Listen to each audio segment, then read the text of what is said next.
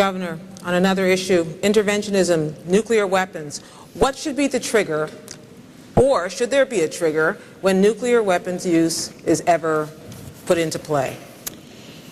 Nuclear weaponry, of course, would be the be-all, end-all of just too many people and too many parts of our planet, so those dangerous regimes, again, cannot be allowed to acquire nuclear weapons, period. Our nuclear weaponry here in the U.S. is used as a deterrent, and that's a safe, stable way to use nuclear weaponry. But for those countries, North Korea also under Kim Jong-il, we have got to make sure that we're putting the economic sanctions on these countries and that we have friends and allies supporting us in this to make sure that leaders like Kim Jong-il and Ahmadinejad are not allowed to acquire, to proliferate, or to use those nuclear weapons.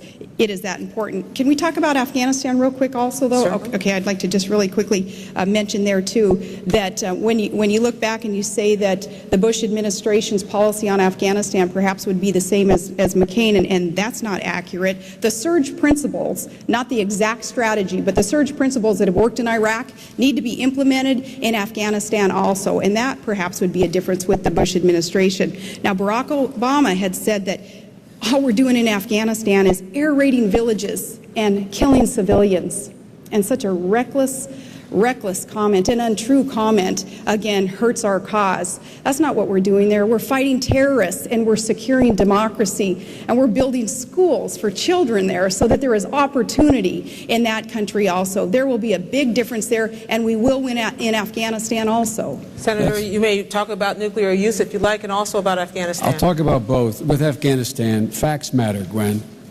The fact is that our commanding general in Afghanistan said today that the surge principles used in Iraq will not, well, let me say this again now. Our commanding general in Afghanistan said the surge principle in Iraq will not work in Afghanistan. Not Joe Biden, our commanding general of Afghanistan. He said we need more troops, we need government building, we need to spend more money on the infrastructure in Afghanistan.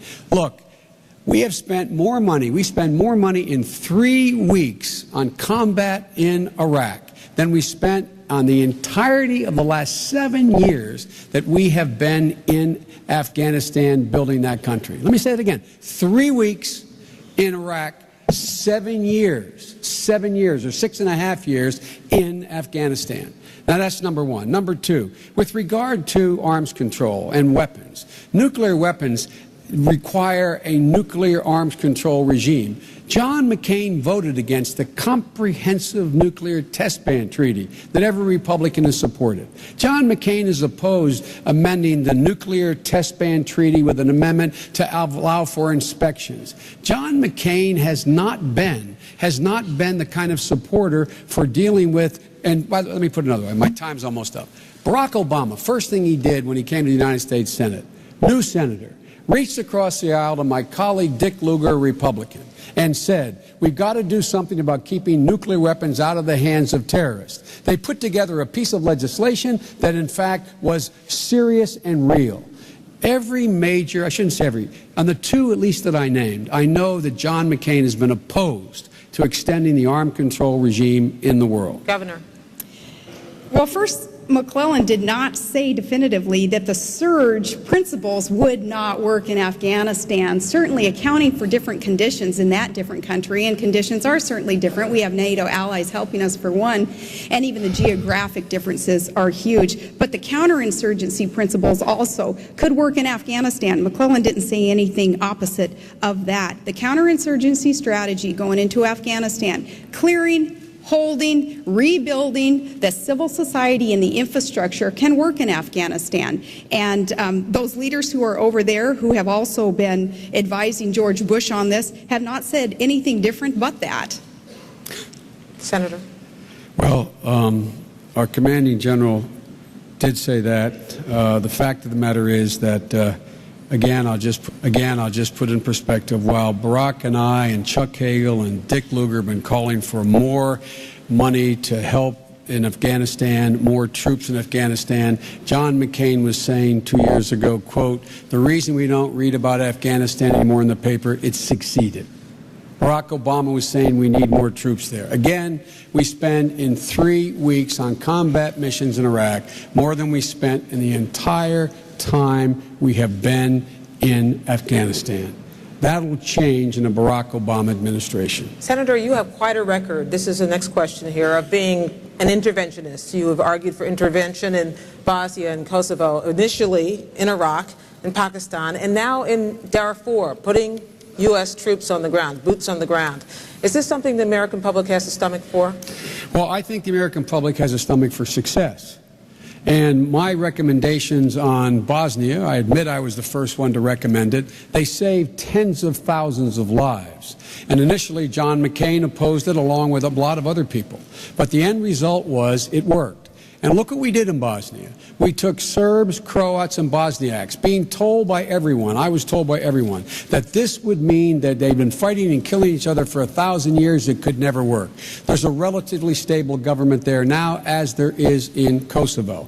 With regard to Iraq, I indicated that it would be a mistake to go into. I gave the president the power.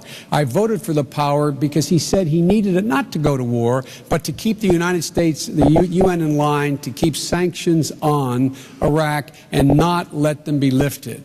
I, along with Dick Lugar, before we went to war, said if we were to go to war without our allies, without the kind of support we needed, we'd be there for a decade. It'd cost us tens of billions of dollars. John McCain said no, that was going to be okay. I don't have a stomach for genocide when it comes to Darfur.